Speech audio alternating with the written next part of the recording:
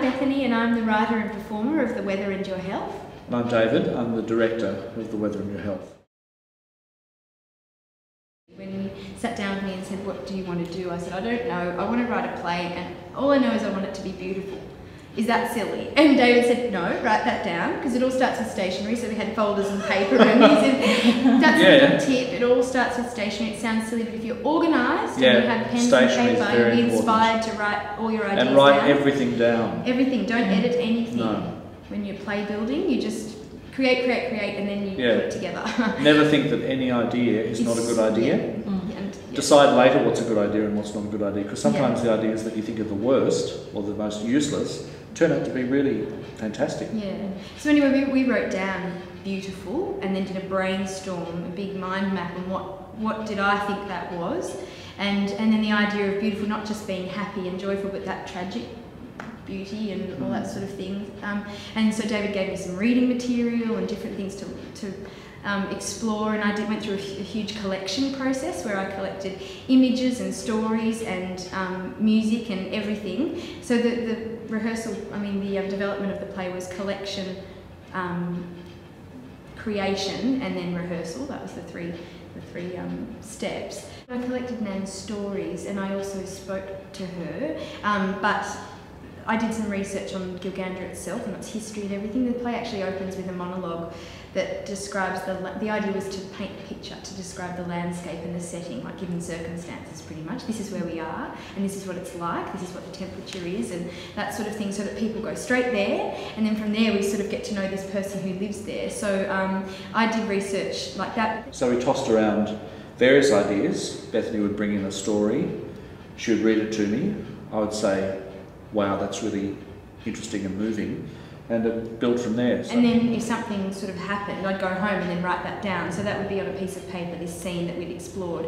And then eventually we sat down and worked out the structure of the piece. We knew that, that little monologue about the landscape, that sets up the scene, so that's first, and then that's definitely the turning point, and that's definitely the end. Where can everything else sort of slot in? And again, it came together very naturally and organically because of that then reminds her of the food, and then that leads into that and how she didn't have much, and so that's the red dress story, and then she remembers dancing and then she met the boy at the dance and all that sort of thing. So it just sort of linked really beautifully. And then it was just a matter of polishing it. So we had all this material we'd already played with, now we had it in an order, and then we rehearsed it and polished it. And also we broke it up into 3 sections and we'd perform it.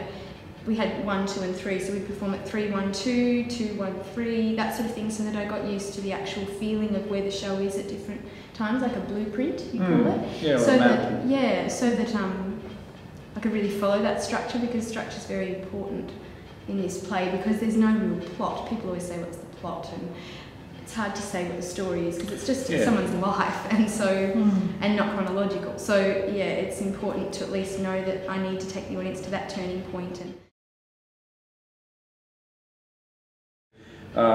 if you're in the fortunate situation where you're able to structure your own piece, if you think in terms of the underlying journey from start to finish, then the structure that comes over the top, the incidents, the comings, the goings, will always connect back to that underlying forward momentum. So we work with long pieces of butcher's paper, for example. First of all, we would, as Bethany said, take snippets and we literally put them out on the floor to see where they sat in terms of the journey from start to finish. So if it didn't sort of make sense to have a climax at that point, we'd actually move the climax to a different part of the play. When somebody's telling you a yarn, they'll go, oh, and that reminds me that totally different time and place, and then we go back to the story, and that's the structure of this. It comes and goes the way a person's memory would come and go. We go into these situations, but then we come out from time to time. So for example, I was 6 when the storm came, and then I go into the storm, and then there's the sound, and she's there, and then there's the little comment at the end, you know, reflecting on how she felt then, so that in and out. Say that if there was one world of the play, it's her world. We definitely go into this woman's world and into the atmosphere that she creates in this world. But as Bethany said, there are so many different ways of looking at that world. She talks about her memories, we go to those places, we observe as an audience, and then sometimes we're actually there. So the world is micro and macro. Sometimes the micro world could be in a room that she's created in her memory or her imagination. Sometimes it could be the world of Second World War, for example, where she talks about the war, but it's always through the prism of her eyes, her point of view. So having a structure that made sense emotionally helped the audience and us and the performers keep track of the thing so that you know where you are. So I think that actually transmits into the piece. I think the audience feels confident that we are on a forward trajectory, not just going all over the place, and that's actually the way we put it together. And the interesting thing is that the audience may not be aware of it, but they are when it's not working. So it's important that we know what we're doing. And it's funny as well that it needs to be so well rehearsed, and the blocking, it's all very specific, you know, 2 steps that way and turning that way. And people have said to me, do you do it the same every night? And yes, we do. We do it exactly the same, whether it's a huge space or a small space. We can sort of... but it's good that it seems so natural. Yeah, that's it's just like somebody having a yarn. Start with nothing, and if you don't need anything, then don't use anything. I used to find it quite funny when David used to say in rehearsal, keep it simple, it's tourable, this show's tourable. And so we used to joke about having 6 chairs and packing them into the back of the car, and now that's happening. So the funny thing is that I think, again, I mean, it comes down to the fact that I didn't have a budget. I was just sort of doing this show in a room at uni. But also, yeah, that forward thinking of keeping it simple so that we could adapt it and take it to a range of venues and lots of people could see it. Was really exciting, actually. So I was just playing in this space that had nothing in it except a couple of chairs. And so, you know, I'd use these chairs, and then one time I was thinking about how Nan does a lot of vacuuming, and I just turned the chair upside down to be the vacuum cleaner, and then that stuck. It was funny, and we thought we'll put that in. We found that she really needed fabric because the fabric equals her sense or her feeling, experience of beauty. So then we actually needed something to throw the fabric onto. So get another chair. So we ended up with 5 chairs. So they all have a purpose. I think that's also very appropriate for story theatre as a genre, is to keep everything as simple as possible. So that the illusion is that somebody's just popped in and having a chat. There are some theatrical elements, and it's very rehearsed, but it has this illusion of naturalness. It's natural in scale, but not necessarily natural in terms of format or place or the ideas. But if we're looking at the elements of drama, I can see that it is non-naturalistic in that we don't, every time I talk about, if I, for example, were to talk about eating sausage rolls, I don't actually have all of the ingredients there and make them in front, we use mime and things like that. So there's little techniques of what storytelling and things like that that we use. So I guess it is non-naturalistic. And the wonderful thing, the wonderful advantage of that is that you don't have to have a set. And you can create place, time, situation out of the air. Nan says this a lot. She says this about her own grandparents, which is interesting, that they made the most of what they had. They only looked at what they had, not what they didn't have.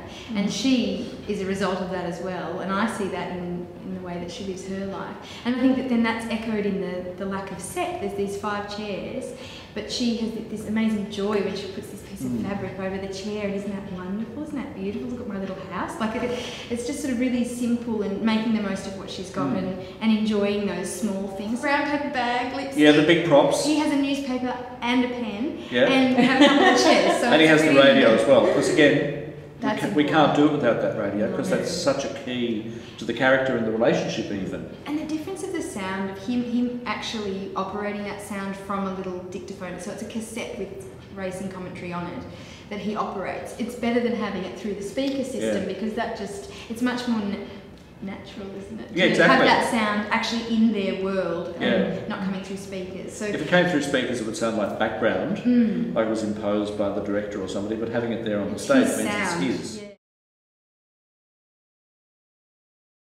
Sometimes there'll be a sound effect like the vacuum cleaner. It's obviously not real because she's using a chair, but the sound of the vacuum cleaner enhances that to make it seem a bit more real.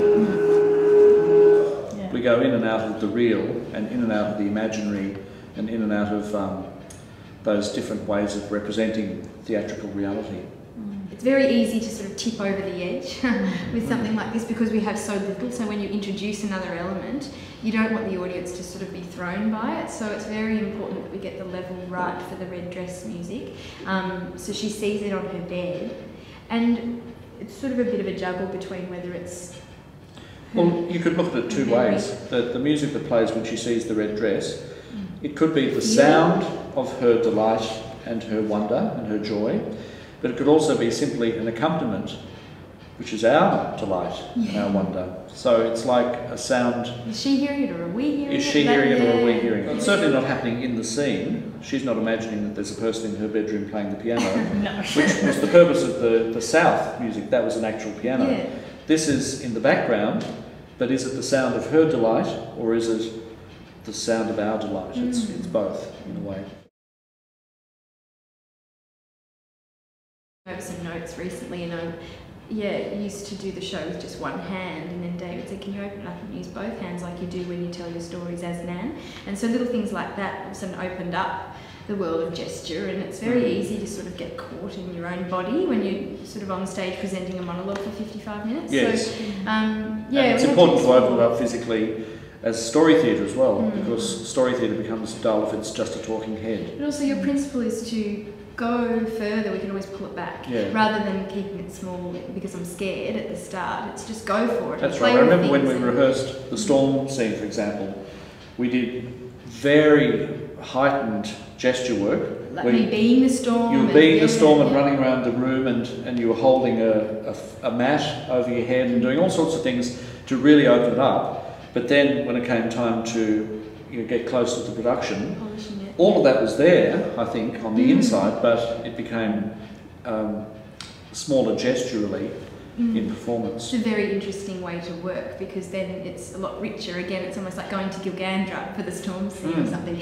You go to town with the idea of the storm, and then you hold that when you bring it back in and end up just standing on a chair with your arms above your head. You've got the feeling of the storm around you because you've explored it. So it's a great way to work as an actor. And I ran out into the storm, and I climbed up on the post at the front of our house, and I held them up. I was drenched. Yeah, we've performed it in huge performing arts centres and in tiny town halls or little shacks on the side of a hill. So we've had to sort of get used to adapting it, but in saying that it is highly choreographed. In a way, the show doesn't change at all, but as you were saying before, the proportion changes. So we've choreographed a turn to the right to denote now I'm at the bank or something. So you can do that in any size space. But if in one large space you can take 10 steps to denote a change from this location to that, if it's a very small venue, just taking one step will achieve the same illusion. It's also important that she look pretty, because that's an important element of the character. It's mentioned that especially towards the end, that you're still pretty, but it's important that she feel pretty as well. So I think a pretty dress in bright colours is really important. You could have gone a 50s style dress that was a bit plain, and it wouldn't have worked. It had to be bright, bold colour, bold, sunny, and pretty and feminine. Sometimes in an arts centre we have, an extensive, beautiful lighting, computerised lighting board. A bit more colour, and you have a flickering light from the Monarch Theatre scene or something like that. Sometimes you go to the country venues, and if you did that, the power would go on or something. Blow the whole town. So, you have to play it by ear, but they're very simple things. We've talked about it before, though. When you have a lighting cue that comes in just for the sake of having a lighting cue, sometimes it pulls the audience out of the moment. And if it's not necessary, we just didn't put it in. And so we found that, wow, lights up, lights down was all we needed. And it's down to the actors and the storytelling to carry the audience on that journey, rather than needing, to go to black with blue and everything for the storm or something like that. I think that's also very appropriate for story theatre as a genre, is to keep everything as simple as possible. I think story theatre is a genre that is sort of little known in a way. I think there are some people who do the genre, but you could say that a stand-up comedian does story theatre in a way, especially the ones who use long narratives and, you know, tell stories. But in the theatre, story theatre is a genre that's very useful, especially in terms of a touring production like this. But it's also very useful in terms of putting across the themes and the ideas and the stories of this piece. If it were encumbered with set changes and naturalistic ideas and techniques, I don't think the stories would come across as vividly. But using the genre of story theatre, where the person is literally telling stories, I think it's the most appropriate setting for this piece. Especially because of the regional focus of the play as well. I think there's people that just sort of sit down and have a yarn. It's that kind of style. So I come out and I just see the audience and think, well, I'll just tell them a story. I would describe her as a genuinely positive and optimistic person. She has a sunny personality, and she's the sort of person who, it's funny because we're talking about my Nan, it's all qualities that I love about her, which is why I decided to write the play. I love that Nan sees the beauty in everything, sees the good in every situation and rises above her circumstance. There are two approaches you can take with this sort of character, an optimistic character, and I see all too often directors making the decision to make her a fool. To make her Pollyanna and to present her in an ironic light. To make her either a fool or a bit mad. She's none of those. She is genuinely optimistic. And when she says, you know, when she says, well, you know, why would I get angry? Because I just get angry, so I don't. It's much more interesting to see a character who just decides not to, rather than a character who's fighting bitter tears. You know, I decide not to, and it's my life's really happy, but she's fighting back tears. Yeah. I find that boring. Yeah, she just. But I find it much more interesting for her to say, "Well, I don't." What a shock! And so she's an actually interesting character because she is genuinely optimistic. She's not a saint. She's a normal woman. She's not a martyr. She's not a martyr. No. First of all, I started in the space being me telling Nan stories, and then I hated it. I hated rehearsals. I wanted to throw the towel in because as an actor, I don't want to be myself. I like not hiding, but you know, I like to be other people. That's the whole point. It's so playful, and here I was standing there as myself and struggling. And afterwards, you know, we'd go and have a coffee, and I'd tell stories about Nan, and just naturally, you know, when you tell a story about someone, well, this is what I do. I impersonate them, and it would come to life. I'd use both hands and all this sort of thing, and the face would change, and the voice and the rhythm and everything. And David and Andrew, who is the original cast member, would say, oh, it's so beautiful when you do it like that. Do it as her, do it as her. So then we started developing that, and then I thought, well, if I have to move in the space as her, I have to develop her walk, and I like to observe people and impersonate them. So I can see how someone walks and then mimic that by thinking about where they place their weight on the floor and things like that, and how they hold themselves, and different voices and things like that. So I got to really go for it then and explore Nan, and then I'd get little directions as well. The thing is, I was open to it, developing, using her as a starting point. It wasn't necessarily just mimicking her.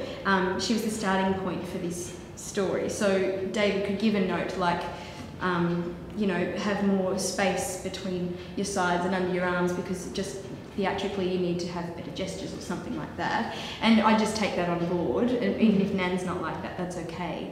From a director's point of view, I've only met her twice or maybe 3 times, and before we did the show, I don't think I had met her at all. But what happens is that a character arises. Bethany's building a character. She's creating a role, you know, to use Stanislavski's terminology. And I don't know the real person, so it's not about mimicking her, but it's about creating a role and then staying true to that role. So I remember giving Bethany directions from time to time saying she wouldn't do that. Now that's not based on my knowledge of the real character, it's based on my knowledge of this character who has emerged. And what's coming through in the text as well. Yeah. In terms of an actual role for an actor to play, a lot of people joke around saying, oh gee, how'd you learn your lines, you know, oh do you need an understudy, I could step up and do that, you know, tomorrow. And yeah, maybe, but also it's very specific. And I used to give a lot of notes during rehearsal. And the great thing is that, you know, he's sitting upstage in a position where you can easily upstage the other actor. Yeah. it's really delicate, and the balance between, you know, if he needs to move, which he does, he needs to not pull focus and different things like that, and he needs to be totally on his cues. He jumps up at different points and joins in some of the stories. And I started thinking I was just going to do a one-woman show because that's what you do at uni. You do a one-woman show. And then I was absolutely going insane in the rehearsal room by myself playing. It's very hard to play by yourself, I've discovered. And so I brought a friend in who'd done the acting course with me, Andrew, and he came in and all of a sudden had someone to bounce off, had someone give me feedback. He'd jump up into space sometimes, and all of a sudden I thought, you know what's interesting about Nan is her relationship with Pop. That would be interesting. And then when I came down to Melbourne and did a creative development with this other director, we talked about the idea of having him in the play, and so all of a sudden my mind opened up to that. But I thought I do need to be true to how their relationship is, and Pop is a very quiet person, and he doesn't speak unless he has to, and there's a lot of, it turns out there's a lot of people out there, a lot of farmers, a lot of regional men that are just quiet like that.